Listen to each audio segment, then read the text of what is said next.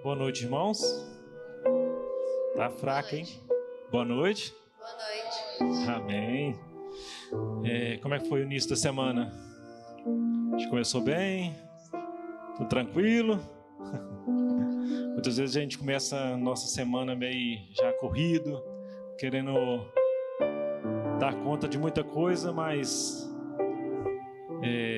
a gente muitas vezes temos que ir mais devagar, pedir a Deus para nos ajudar a contornar as situações, né? Se Ele não estiver guiando, a gente quer fazer por nossa conta, mas se a gente não deixar Ele nos ajudar, a gente só vai correr, como se diz o versículo, né?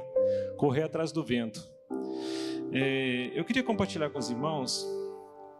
Eu vou pedir, quem tiver com a Bíblia aí, muitos já conhecem de cor, né? Isso aqui esse verso é um verso marcado para nós, que está em João 14, de 1 a 3. Quem souber de cor pode falar, quem tiver na Bíblia aí. Eu queria ler e você acompanhando, falando, lendo e falando junto comigo. Todos nós, viu? Começa assim: não se turbe vosso coração. Credes em Deus, crede também em mim. Pois vou preparar-vos lugar.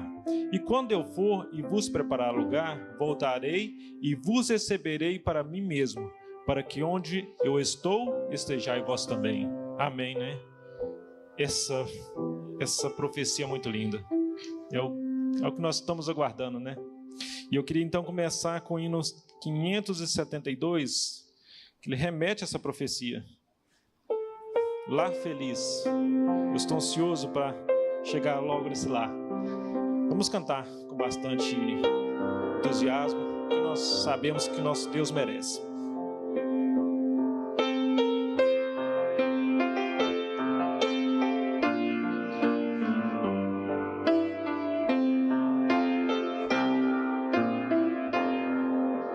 Foi ao céu preparar, vou morar nesse lar perenal e feliz.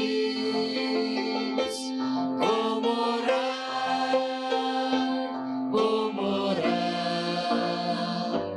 nesse lar perenal e feliz.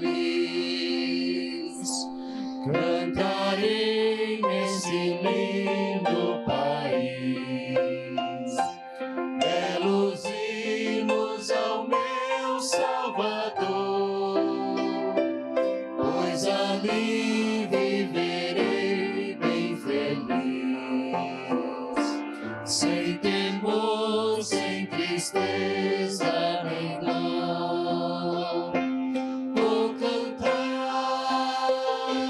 Vou cantar nesse lar terrenal e feliz.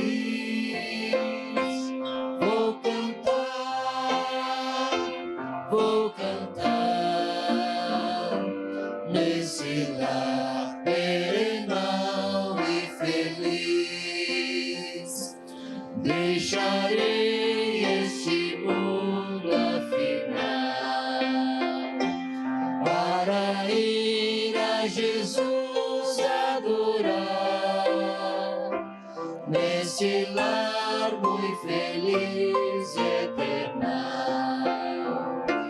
Com Jesus para sempre hei de estar, hei de estar, hei de estar nesse lar terrenal e feliz.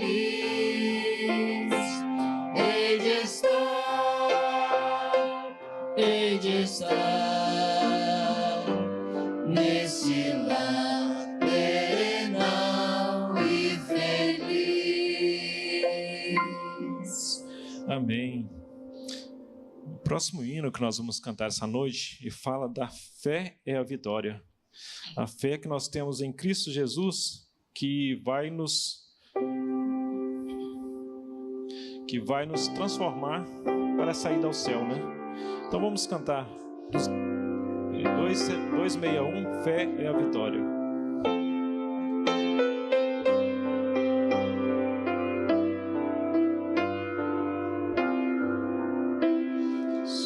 Soldados de Jesus, Senhor, cristãos, ó despertar. A noite já as trevas vêm, depressa batalhar. E contra os inimigos vens sair a combater. A nossa fé vitória é, ao mundo irá vencer. Fé vitória, sim, fé sempre tem poder.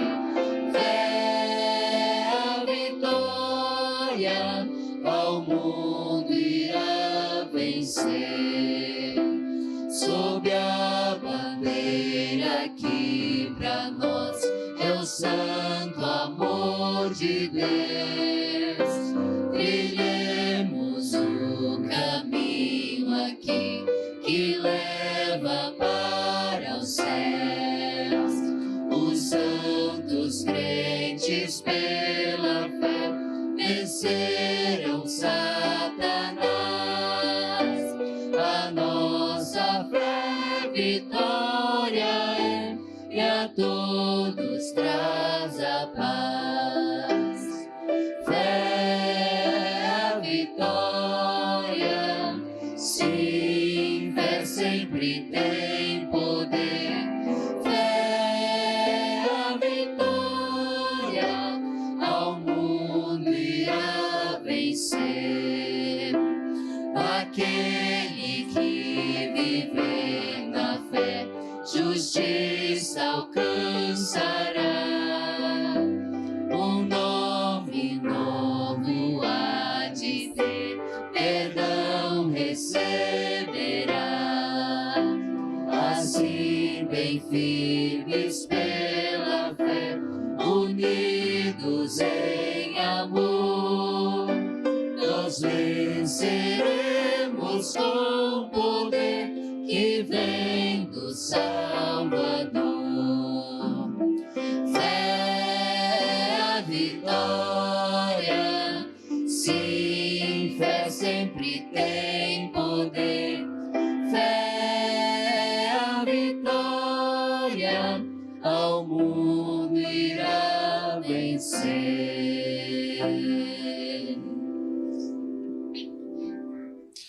E para dar início ao nosso culto, peço aos irmãos que coloquem de pé e vamos cantar o hino que nós temos cantado durante o início da semana, que fala Bela Manhã, 142.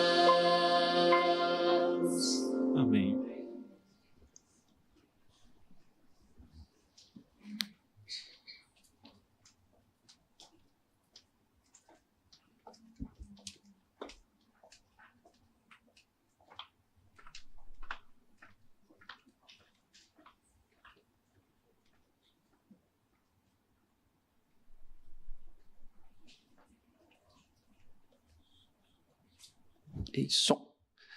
Boa noite, sejam todos muito bem-vindos à Casa de Deus, aqueles que nos acompanham também pelas redes sociais, sempre é muito bom ter vocês conectados para a gente aprender um pouquinho mais da Palavra de Deus. Gostaria de convidar vocês para a gente ajoelhar para fazer uma oração inicial.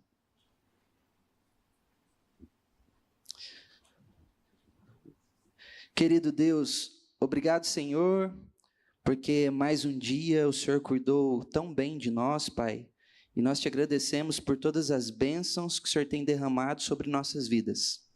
Muito obrigado, Pai, pela oportunidade de estarmos mais uma vez na sua casa para prestar um culto de adoração a Ti. Nós sabemos que às vezes chegamos aqui, Pai, com alguma preocupação, com alguma ansiedade, com algum problema, mas nós queremos deixar tudo isso das portas dessa igreja para fora e queremos que o seu Espírito agora fale ao nosso coração.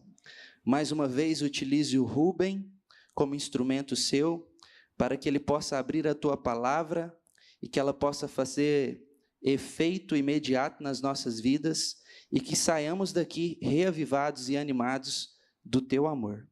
Isso tudo nós te pedimos e te agradecemos em nome de Jesus. Amém, Senhor.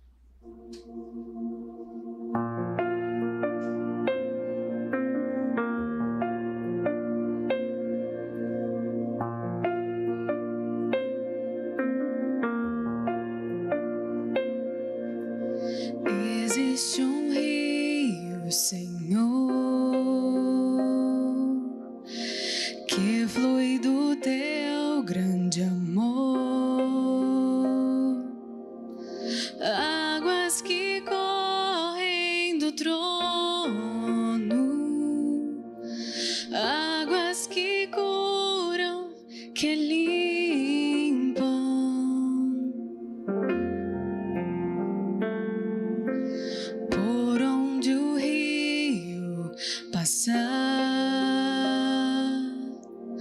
tudo vai transformar, pois leva a vida do próprio Deus, e este rio está neste lugar.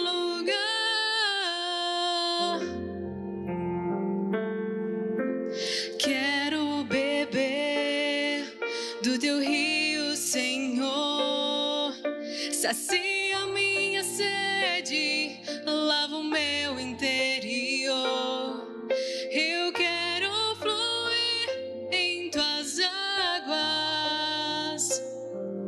Eu quero beber da tua fonte, fonte de águas vivas. Tu és a fonte, Senhor.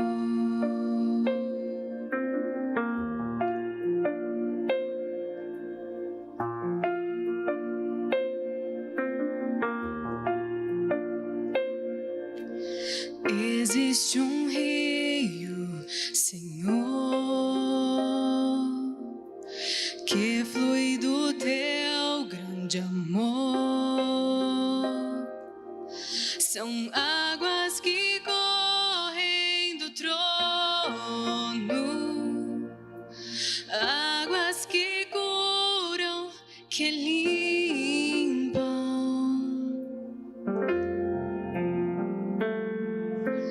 Por onde o rio passar, ele tudo vai transformar,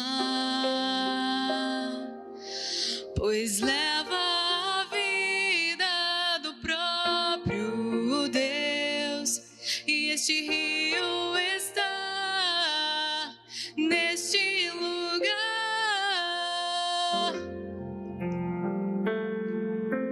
Quero beber do teu rio, Senhor.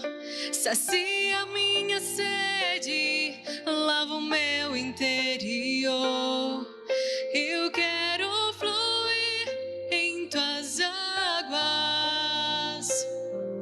Eu quero beber da tua fonte, fonte de águas vivas. Tu és a fonte, Senhor. Tu és o rio, Senhor. Amém.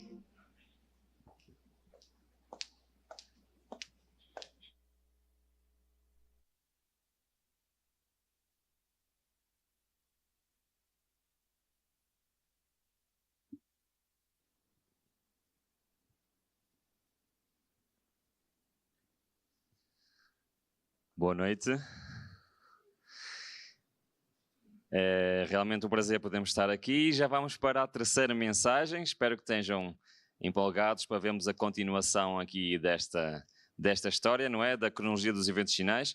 Eu quero vos dizer que nós vamos passo a passo, ok? Até chegarmos ao ponto final, lá no próximo sábado, mas vamos ver detalhes que eu penso que são muito importantes para nós possamos estar cientes do que se passa à nossa volta e possamos também estar prontos para o que vai acontecer. Bom, eu queria começar a fazer uma pequenina revisão do que vimos até agora, pode ser? Sim? Então, o tema de hoje é União Mundial como resposta à crise. Muitas vezes, para as pessoas se unirem, tem que haver uma crise. Ok? Não sei se vocês se recordam, não é? Mas há poucos anos atrás tivemos uma crise e que levou a que todo mundo se unisse para lutar contra essa crise. Mesmo países com ideologias diferentes, com religiões diferentes, tomaram as mesmas iniciativas de combate à crise. E é isso muitas vezes que as crises provocam. Uma união para lutar contra a crise. E é isso que nós vamos explorar ao longo desta noite e vamos ver realmente o que é esta crise. Bom, nós começamos no sábado a falar sobre o selo Deus vivo, marca da besta, algo que é doutrina adventista desde até antes da igreja ter sido institucionalizada, ok? No entanto, nós tomamos como desafio vermos pela Bíblia se isto é uma doutrina bíblica ou não. E depois também vimos pela história, certo? Exploramos a história e vimos que, afinal, isto já aconteceu e que apenas vamos ver a repetição da história. Isto é interessante como tantas vezes a história se repete. Depois, ontem, nós vimos então como é que estes dois poderes, Roma e os Estados Unidos, vão convencer todo mundo a parar um dia por semana. Foi isso que vimos ontem? Sim? Então aqui, atenção que esta pergunta é importante. Quais foram esses dois argumentos? Vamos lá. Muito bem. Foi o argumento científico e o argumento moral. Nós vimos isso em dois locais. Onde é que nós vimos? No Laudato Si e também onde? No grande conflito. Foi ou não foi? Muito bem. Então nós vimos realmente que aquilo que nós já temos escrito há tanto tempo atrás está a acontecer perante os nossos olhos. Concordam? Sim? Ok. Muito bem. Então, eu queria que explorássemos um bocadinho mais isto e que fôssemos além. Tá bom? Nós sabemos quem são os poderes por trás, sabemos quais são os argumentos, só nos falta saber como é que eles vão levar estes argumentos a todo mundo. Faz sentido ou não? Sim? Querem saber como? Sim ou não? Eu quero entusiasmo da vossa parte, sim? Vamos lá? Então, para isso, nós vamos ver uma profecia em Apocalipse capítulo 16, que nos diz como estes argumentos vão alcançar todos os líderes mundiais deste planeta. E é uma profecia muito conhecida dentro do Adventismo, mas normalmente nós abordamos esta profecia para identificar participantes dos eventos finais e não para identificar como é que eles vão levar a mensagem a todo mundo. Então, esta profecia encontra-se no versículo 13 e no versículo 14, e diz o seguinte: e da boca do dragão, e da boca da besta, e da boca do falso profeta, vi saírem 3 espíritos imundos, semelhantes a rãs, pois são espíritos de demónios que operam sinais, os quais vão ao encontro dos reis de todo o mundo, para os congregar para a batalha do grande dia do Deus Todo-Poderoso. Com certeza já ouviram, já leram este versículo, certo? E normalmente qual é o foco quando nós falamos destes versículos? É identificar quem é o dragão, quem é a besta e o falso profeta, certo?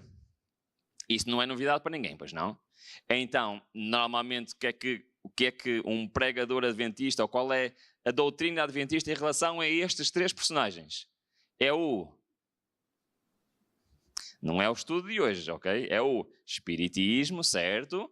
A besta já sabemos quem é, Roma, e o falso profeta, então, seria o quê? As instituições religiosas dos Estados Unidos da América, ou seja, o protestantismo, que segue a linha do catolicismo, certo? É isto ou não é que normalmente, com certeza já ouviram falar? Ok. Mas não é esse o estudo de hoje. O estudo de hoje é o que vem a seguir. Vi saírem 3 espíritos imundos, semelhantes a quê? Porque são estes espíritos imundos, semelhantes a rãs, que vão onde? Já repararam no que é que diz o texto? Vão a todo mundo, congregar os líderes de todo mundo contra o povo de Deus. É o que diz o texto ou não é? Sim? Então a minha pergunta é, o que é que são estes 3 espíritos imundos semelhantes a rãs?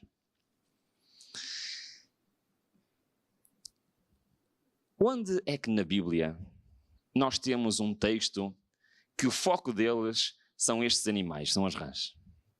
Alguém sabe? Uma praga no Egito, não é? Eu não sei o que é que vocês acham destes animais, não é? Das rãs. Mas a minha filha, eu sei que há pessoas que não gostam de sapos, não gostam de rãs, A minha filha adora quando ela encontra no jardim sapos e rãs.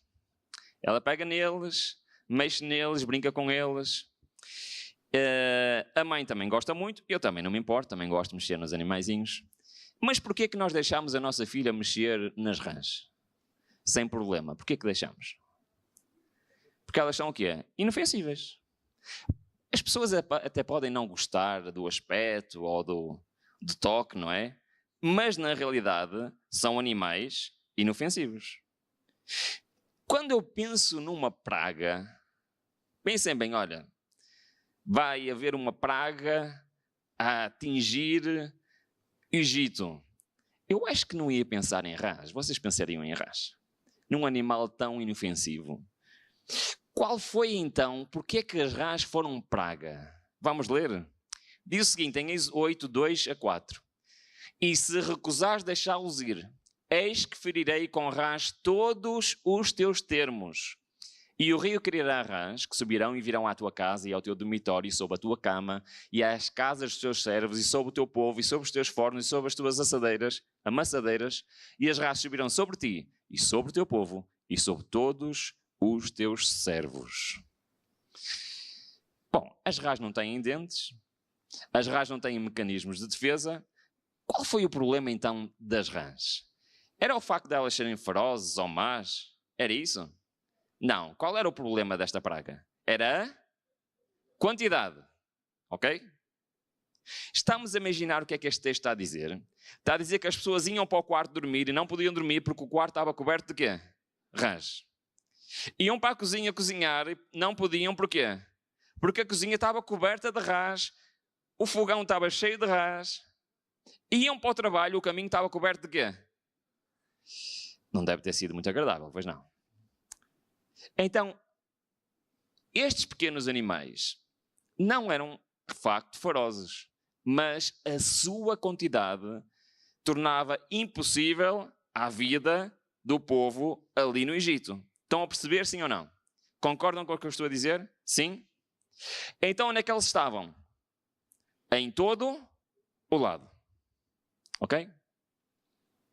Então, parece que este texto nos está a sugerir, sigam o raciocínio, lá em Apocalipse 16, que as ideias que vêm daqueles poderes vão estar presentes onde? Em todo o lado. Certo? Acham que estou a pensar bem? Sim? Ok. Então vamos lá ver o que é que isto quer dizer. Quando nós queremos saber os planos de Roma, onde é que acham que devemos ir buscar essas informações? Nós vimos ontem, certo? Fomos buscar aos documentos que eles produzem. Muito bem. Quando nós falamos em estratégia de Roma para chegar ao mundo, o sítio óbvio para procurar são os documentos emitidos no Segundo Concílio do Vaticano. Eu não sei se os irmãos já ouviram falar deste concílio, mas é provavelmente o concílio mais importante da era moderna e um dos mais importantes da história do cristianismo. Eu poderia estar aqui horas a falar sobre cada uma das resoluções e decretos que eles emitiram neste concílio, e todas elas são uma realidade dos nossos dias. Mas eu só quero falar de uma em particular que está relacionada com este assunto. Para quem não sabe, o Segundo Concílio do Vaticano foi organizado pelo Papa João XXIII, que imaginava este concílio como um novo Pentecostes, uma grande experiência espiritual que reconstituiria a Igreja Católica não apenas como uma instituição, mas sim como um movimento evangélico dinâmico. Eu vou parar aqui e ver se nós percebemos o que é que diz aqui. Qual foi o objetivo do Segundo Concílio Vaticano segundo este texto? Segundo quem organizou este texto? Fazer do quê? Reconstituir a Igreja de Roma como que é? Um movimento evangélico dinâmico. Agora a minha pergunta é: será que nós vemos isto na prática? Será que costumamos ver os nossos irmãos católicos a fazer trabalho missionário? A fazer evangelismo? Será que costumamos a ver? Em Portugal eu nunca vi. Normalmente quem faz esse tipo de trabalho missionário e evangelismo são o quê? As igrejas protestantes, certo? Concordam comigo ou não? Mas eu quero vos dizer que o método que eles usam é super eficaz e vai convencer quase todo o mundo. Então acham que é importante nós sabermos qual é esse método? O que é que vocês acham? Vamos lá ver. Eles emitiram um documento que dizia como é que eles iam fazer isso. E esse documento foi um dos muitos decretos que saíram deste documento, Inter Mirifica, que foi aprovado a 4 de dezembro de 1663. 1963. E eu não vos avisei, não é? Eu sou disléxico, por isso acontece muitas vezes. Eu olhar para lá e dizer outra coisa. Por isso, sempre que eu fizer isso, corrijam-me, por favor. E então eles, neste decreto, estavam a dizer como é que eles iam fazer para transmitir as suas ideias. O que é que diz o texto? Pronuncia sobre quê? Os meios de comunicação em massa, sem julgá-los de forma moralista, ou seja, não importa o que é que os meios de comunicação põem cá para fora de forma moral, desde que transmitam as suas ideias. Mas solicitando-os a tornarem-se admiráveis dons de Deus. Então o que é que eles estão a dizer? Nós vamos usar o quê? Para colocar as nossas ideias no mundo. Os meios de comunicação social, certo? Muito bem. Então vamos ver o que é que a serva do Senhor diz acerca dos meios de comunicação social. Reparem bem o que ela diz. Com a imensa maré de material impresso a derramar-se constantemente do prelo, velhos e jovens formam o hábito de leitura apressada e superficial, e a mente perde a sua capacidade para um pensamento contínuo e vigoroso. E se isto já era dito há 150 anos atrás, imaginem agora, ok? Mas agora reparem o que é que ela compara a comunicação social. Com o que é que ela compara a comunicação social? Mais uma participação abundante das revistas e livros que, o que é que ela diz? À semelhança das rãs do Egito, se estão espalhando por onde? Isto é uma realidade hoje ou não é? Será que nós temos a influência da comunicação social em todo o lado agora ou não? Como as rãs do Egito? Isto não é meramente coisa banal, ociosa, enervante, mas impura e degradante. Seu efeito não consiste simplesmente em envenenar e arruinar o espírito, mas também em corromper e destruir a alma. E agora queres fazer uma pergunta. Assim como lá na praga do Egito, que as rãs estavam no quarto, na cozinha, no caminho para o trabalho, em todo lugar, será que agora nós temos acesso à comunicação social no quarto, na cozinha, no caminho para o trabalho, em todo lugar? Isto quer dizer, irmãos, que a profecia de Apocalipse 16 é uma realidade. Já se cumpriu.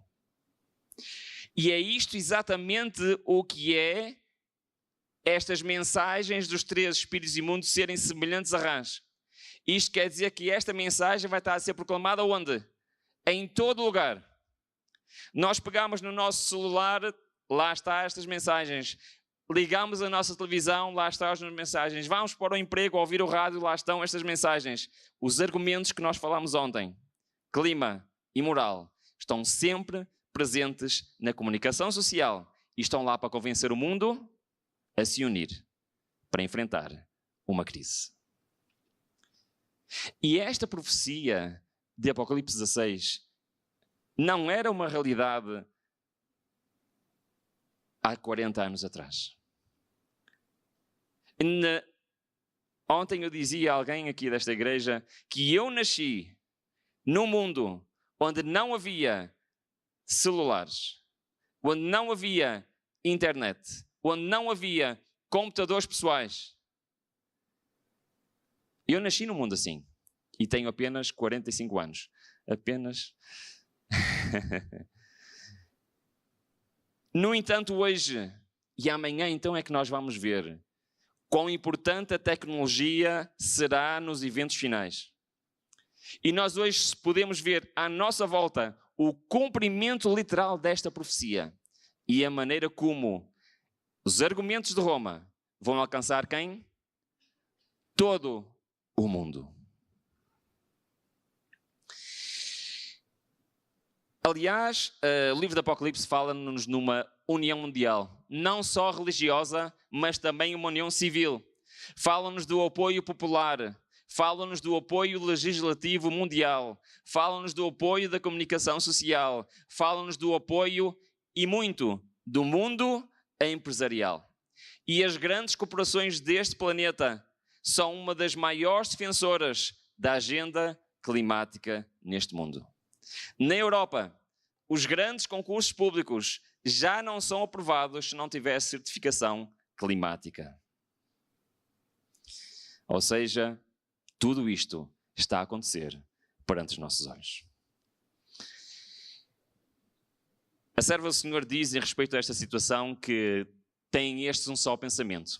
Haverá um laço de união universal, uma grande harmonia, uma confederação das forças de Satanás. Assim é manifesto o mesmo poder arbitrário e opressivo contra a liberdade religiosa. A liberdade de adorar a Deus segundo os ditames da consciência que foi manifestado pelo papado lá no passado, voltará a repetir-se. Quando no passado ele perseguiu os que ousaram recusar conformar-se com os ritos e cerimónias religiosas do catolicismo. Na homenagem ao papado, os Estados Unidos não estarão sozinhos. A influência de Roma nos países que uma vez reconheceram o seu domínio ainda está longe de ser destruída. No último conflito, o sábado, será o ponto especial de controvérsia por toda a cristandade. Dominadores seculares e dirigentes religiosos unir-se-ão para impor a observância do domingo.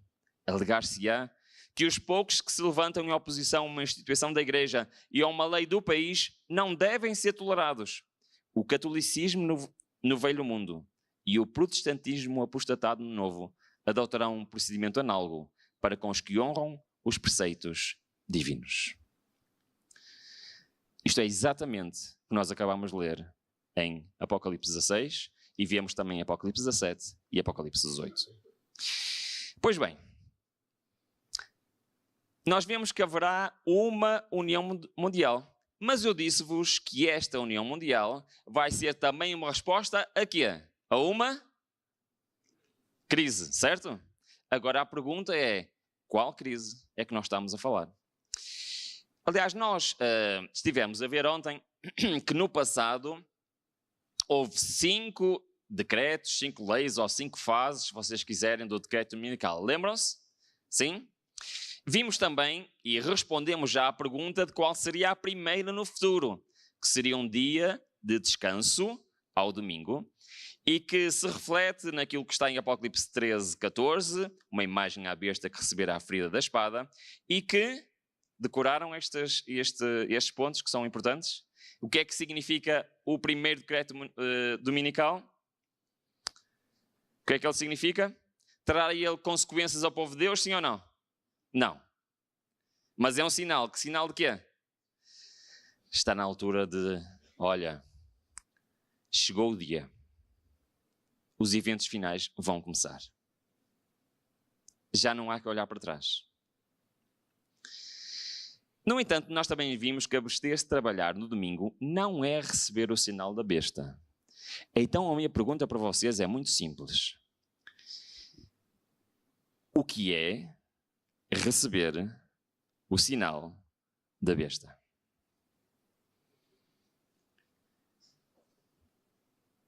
Se deixar de trabalhar domingo, ou seja, cumprir a primeira lei dominical, não é receber o sinal da besta, o que é, então, receber o sinal da besta? É uma pergunta lógica, certo? O que é?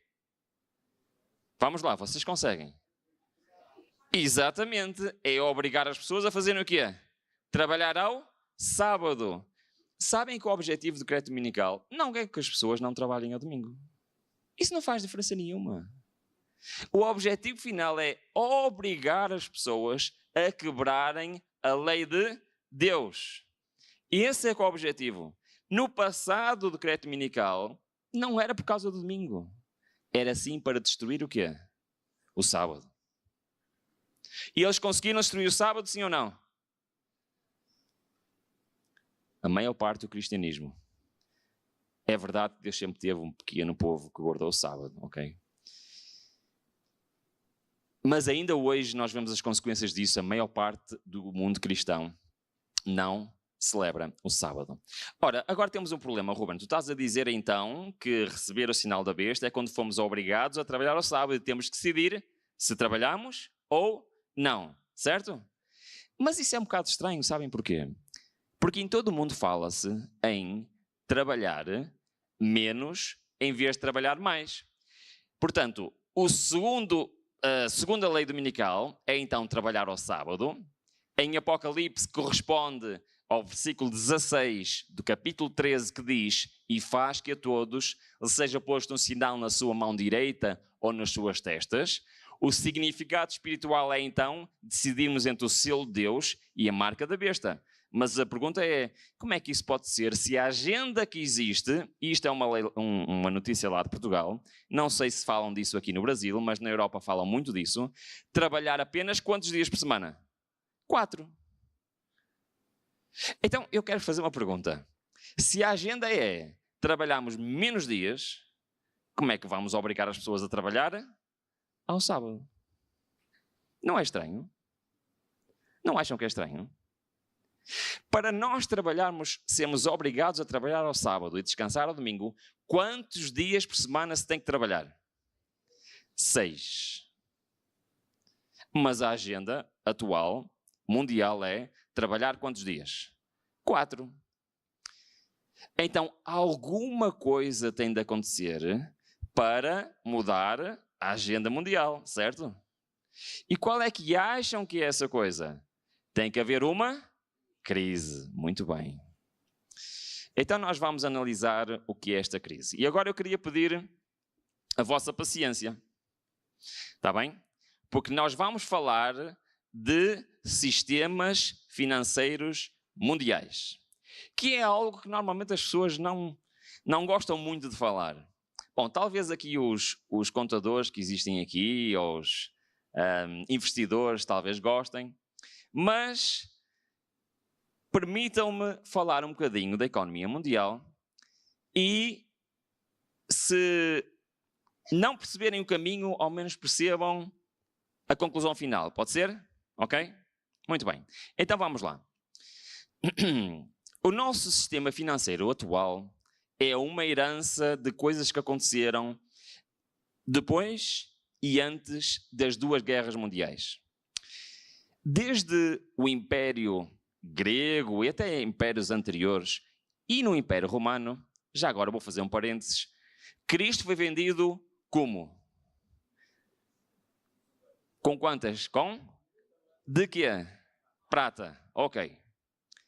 Durante séculos e séculos deste mundo, o dinheiro era o quê? Metais preciosos. Ouro, prata e outros metais, certo? Por isso é que Cristo foi vendido por 30 moedas de prata. Muito bem. No entanto, com o decorrer dos séculos, e é uma invenção antiga, temos dinheiro sem ser metais preciosos. As chamadas, nós chamamos hoje, dinheiro em papel, certo? Notas. Muito bem. Com os descobrimentos, iniciado pelos portugueses, depois pelos espanhóis, mais tarde os holandeses e também os ingleses e franceses, etc., começou a haver muito mais comércio internacional ultramarino. Conhecem a história, certo? E o que é que acontece? Quando temos países diferentes, com moedas diferentes, todos a trocarem bens uns com os outros, é importante organizar um sistema financeiro global para que as coisas funcionem bem, certo? Então essa foi a ideia. Porque uns tinham uma moeda, outros tinham outra moeda, uns regulavam-se de uma forma. Então este senhor aqui, não sei se já ouviram falar dele, David Hume, em 1752 propôs um sistema financeiro mundial, ok? E esse sistema financeiro chamava-se Gold Standard. Em português será qualquer coisa como padrão do ouro. Foi um sistema monetário cuja primeira fase vigorou desde o século XIX até à Primeira Guerra Mundial, em que cada banco era obrigado a converter as notas bancárias por ele emitida em ouro ou prata.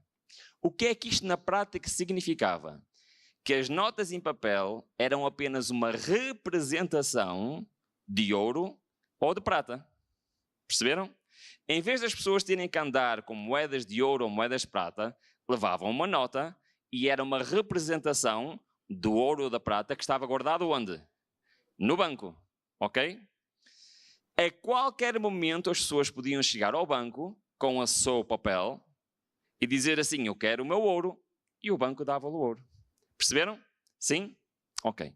Então isto é um avanço em relação a séculos que existiam antes, que as pessoas tinham literalmente que atravessar o Atlântico com baús cheios de moedas de ouro para fazer o comércio internacional. Por isso é que o oceano hoje está cheio de barcos afundados com baús cheios de moedas de ouro. Muito bem. Então, o que é que vocês acham? Parece-vos uma boa ideia isto, sim ou não? Sim, parece uma boa ideia. Só que aconteceu um problema. Aconteceu a Primeira e depois a Segunda Guerra Mundial. E entre as guerras voltou este standard, mas no final da Segunda Guerra Mundial havia um grande problema. É que todos os países da Europa enviaram o ouro para os Estados Unidos para receberem alimentos e receberem bens essenciais para a sua sobrevivência. E no final da Segunda Guerra Mundial, quase não havia ouro na Europa. Ainda hoje, por exemplo, o ouro de Portugal está guardado nos Estados Unidos. Não sei se vocês sabem. Que é uma grande reserva mundial de ouro português e muitos países da Europa. Isso aconteceu precisamente nesta altura. Agora, qual é o problema? Se nós temos um standard financeiro que é baseado em notas que representam ouro, que pode ser trocado no banco, e o banco não tem ouro, temos um problema, certo? Então, os líderes mundiais de todos os países europeus, da Austrália, do Canadá, dos Estados Unidos e mais 44 países, no final da Segunda Guerra Mundial, juntaram-se neste hotel aqui, ok? Para decidir o que é que nós vamos fazer agora. Porque o sistema financeiro anterior, neste momento, não pode funcionar. Então, eles tiveram uma ideia. E essa ideia foi os acordos de Bretton Woods. Os acordos de Bretton Woods foram propostas definidas entre os Estados Unidos, Canadá e países da Europa Ocidental e Austrália, e entre outros 44 países, realizadas entre o dia 1 e 22 de julho de 1844, e elaborou as regras para o Sistema Monetário Internacional. Então, qual foi a ideia que eles tiveram? O sistema concebido nas negociações recebeu o mesmo nome da localidade em que o evento foi realizado, lá em Bretton Woods, e a conferência criou duas coisas: Fundo Monetário Internacional e o Banco Mundial. Já ouviram falar destes institutos, não já? Muito bem.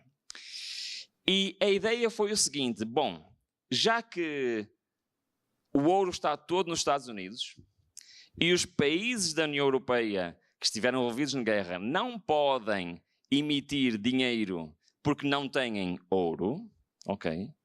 Então vamos fazer algo diferente. Em vez de termos ouro, vamos comprar dólares e os Estados Unidos então têm o ouro correspondente a esses dólares. Perceberam a diferença? Sim? Então, em vez de termos os países europeus e todos estes países a depender das suas reservas de ouro, passaram a depender das suas reservas de dólares. Ok? Estamos todos juntos até aqui? Isto tornou o dólar a moeda de reserva internacional. A única coisa que eles tinham que fazer era manter as reservas de ouro correspondentes ao dólar que eles tinham. Ok, até aqui está tudo bem? Muito bem.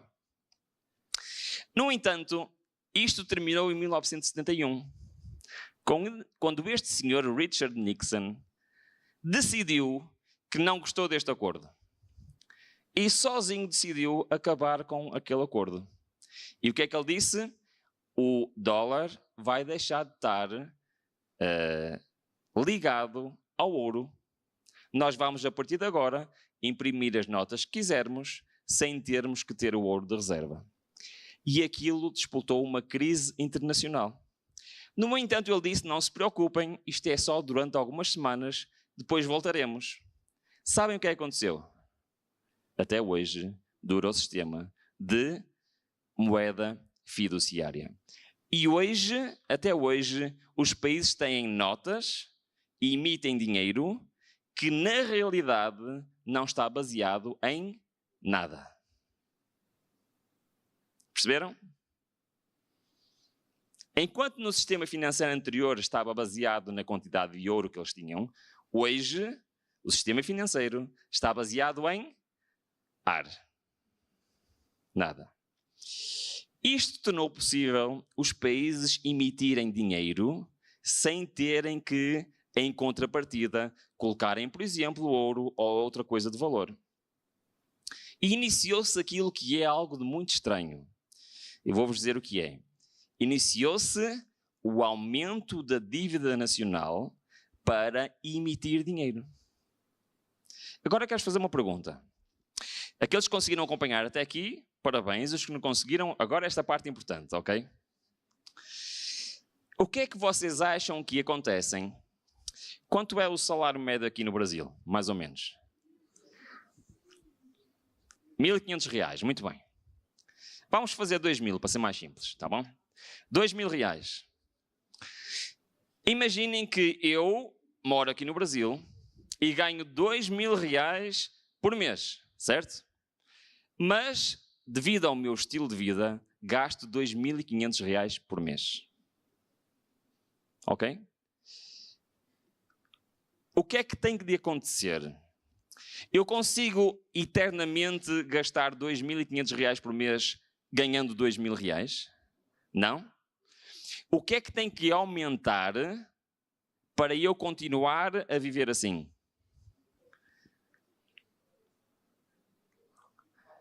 Então, vocês conseguem, vamos lá. Se eu gasto mais do que recebo, o que é que aumentam? As minhas? Boa, dívidas, ok? Muito bem.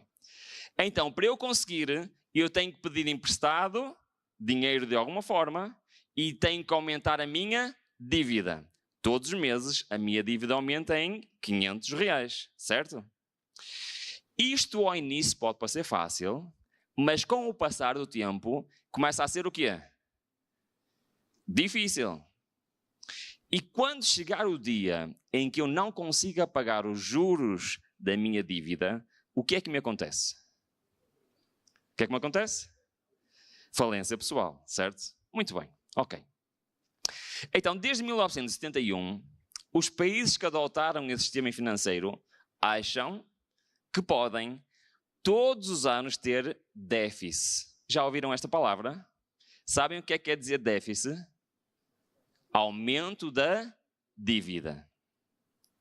Na Europa existe uma regra. Um país não pode ter mais de 2% de déficit anual. Ou seja, a dívida só pode aumentar 2% por ano. Não existe regra para ela estar igual ou para diminuir. Só existe para não aumentar muito, ok? Para não ser muito mau. Mas o que é que vocês acham? Qual é o destino final de um país que todos os anos tem mais dívida? Qual é que vocês acham que é? Ok, então estamos quase a terminar esta parte, ok? Vocês estão conseguindo acompanhar? Estamos quase a terminar. A pergunta é, de acordo com o que nós vimos, qual é a economia mais importante do mundo e que permeia e baseia o sistema financeiro internacional? Estados Unidos. Então vamos ver o que é que acontece aos Estados Unidos.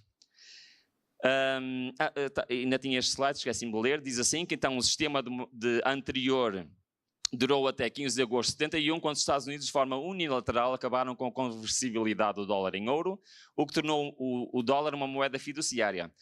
E, por consequência, todas as outras moedas. Esta decisão, referida como choque de Nixon, criou uma situação em que o dólar Estado unidense se tornou moeda de reserva usada por muitos países. Bom, vamos continuar, o que eu estava a dizer. Isto aqui é um site que é muito útil, chama-se US Debt Clock. E em 1980, a dívida dos Estados Unidos era de quase $1 trilhão. Ok? Isto significa que cada contribuinte americano, em 1980, devia $12.000. Isto é um conceito que nós temos que aprender. Sabem de quem é a dívida dos países? É dos contribuintes. Ok? Então, vamos continuar. Vamos para o ano 2000. O que é que vocês acham? Em 2000 a dívida aumentou ou diminuiu? Aumentou, ok. Em 2000 era de 5,6 trilhões. Ok? Aumentou quase 6 vezes. E cada contribuinte americano devia, no ano 2000, 54 mil dólares. Cada contribuinte americano devia, fora as suas dívidas pessoais, está bem? A dívida do Estado, 54 mil dólares. Vamos avançar para o ano 2000. 29 trilhões. Cada contribuinte americano, 271 mil dólares. Já passaram mais 4 anos. Achas que aumentou ou diminuiu? Está neste momento a atingir 36 trilhões de dólares. O que significa que cada contribuinte americano deve 273 mil dólares da dívida nacional. O que é que vocês acham? É assim tão bom ser cidadão americano? No entanto, isto não representa a dívida do país. Porque a crescer a dívida do Estado tem a dívida das pessoas e a dívida das empresas. Ok?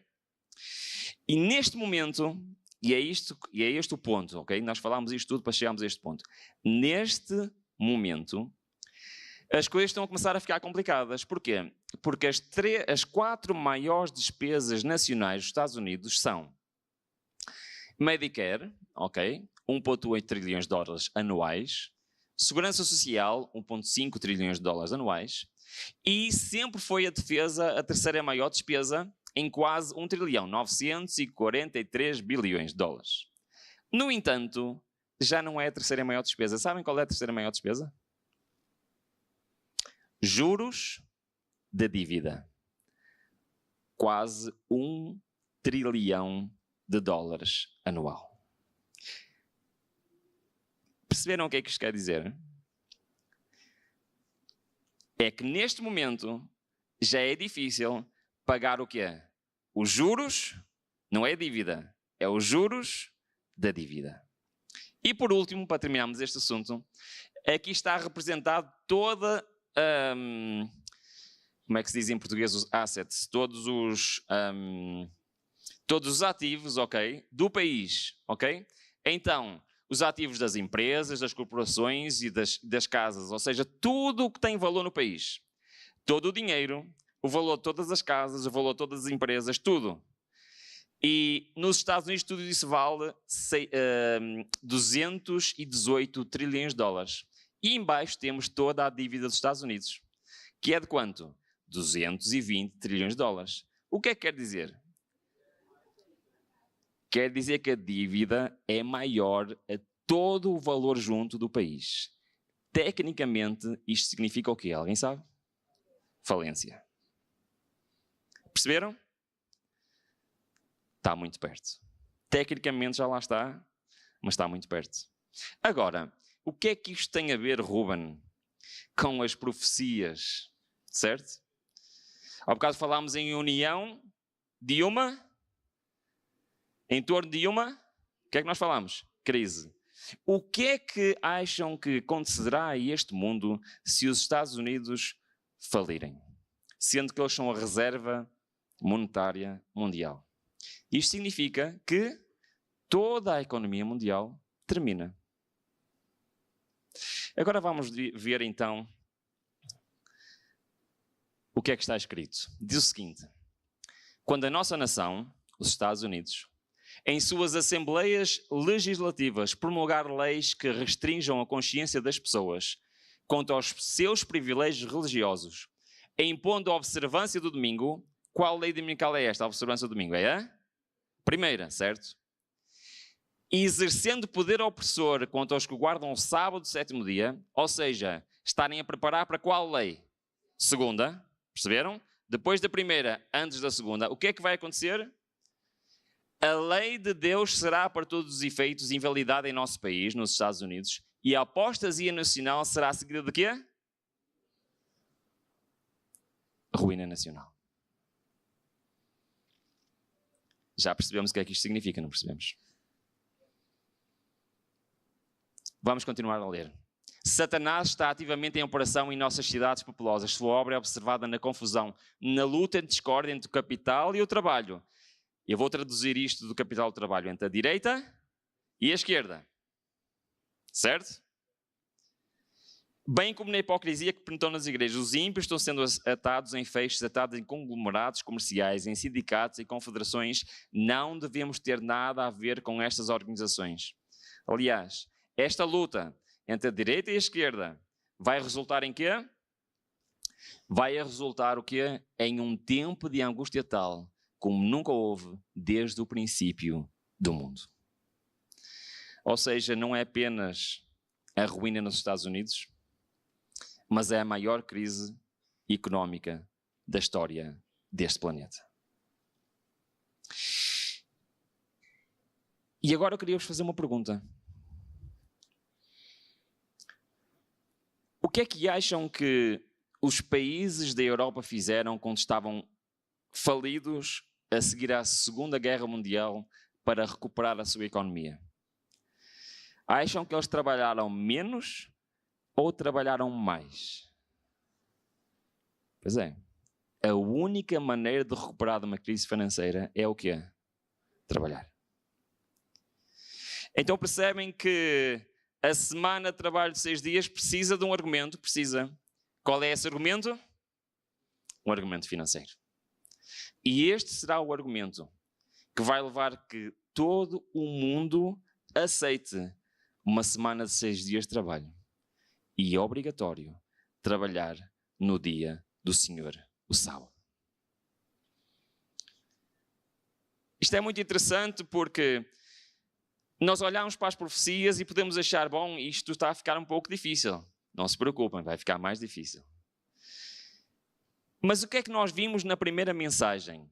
Isto são assuntos que nos devemos ficar tristes e preocupados com eles? O que é que vocês acham? O que é que nós vimos logo no início, no sábado? Lembram-se? O que é que diz lá?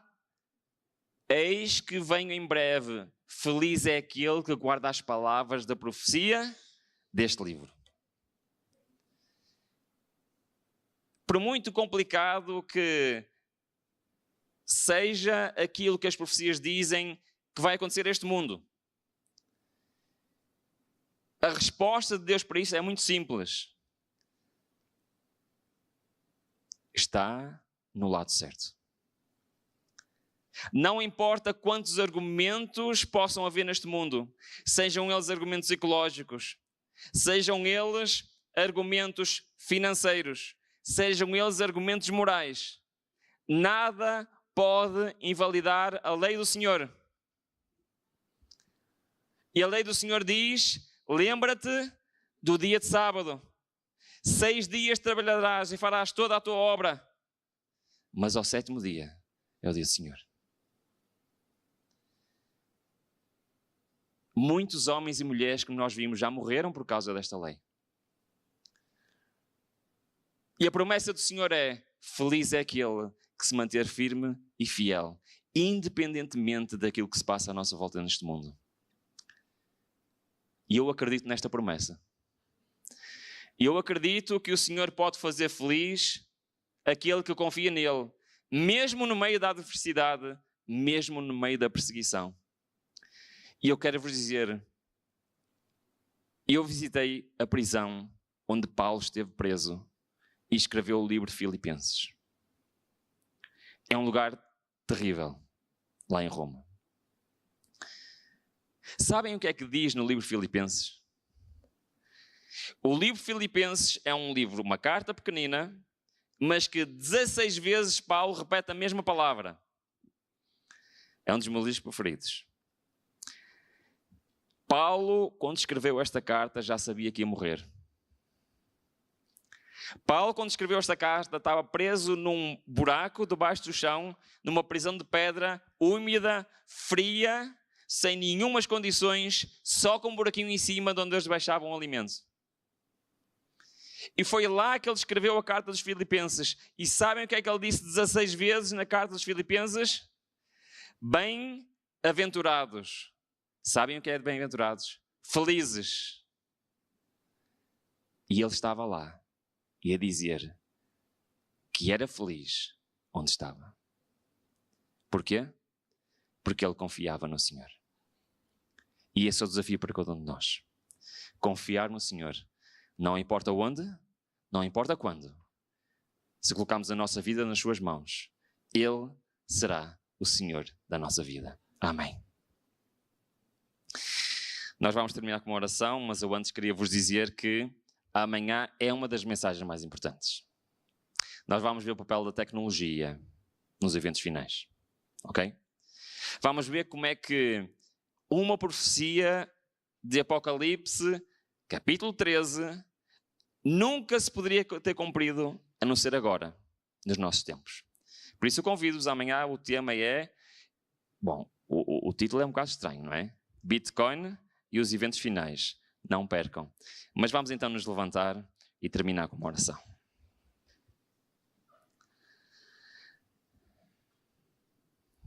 Querido bom Pai que estás mais altos céus, louvado seja o teu santo e divino nome, bom Pai. Foi lá na semana da criação que tu criaste o sábado, Senhor. E não criaste para nenhum povo em particular, criaste para todo o ser humano. Em Isaías diz-nos, Senhor, que lá na eternidade iremos continuar a observar o sábado por toda a eternidade. Ajuda-nos hoje, bom Pai, a dar a devida importância à Tua lei e, sobretudo, sabemos o papel que este dia vai ter nos eventos finais deste planeta, Senhor. Ajuda-nos a, enquanto estudamos as profecias, bom Pai, ajuda-nos não a ficarmos preocupados, não a ficarmos desanimados, mas a ficarmos felizes e com esperança, porque o Teu retorno se aproxima. A vida eterna se aproxima, Pai. E cada sinal que se cumpra, cada profecia que se cumpra, é menos um dia que vamos estar neste mundo, Senhor. Abençoa grandemente esta Tua igreja aqui em Uberlândia. Abençoa cada pessoa que está aqui presente, cada pessoa que vê em casa e que um dia vai ver esta mensagem, Senhor. Que Tu possas usá-la para convencer o mundo de que Tu és o Senhor do Universo e que o sábado é o dia que Tu criaste para o ser humano te adorar e te honrar. São estas bênçãos que pedimos em nome de Jesus. Amém.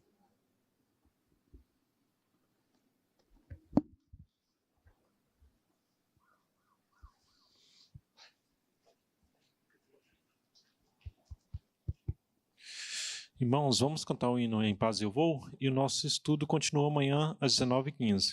Não percam, viu?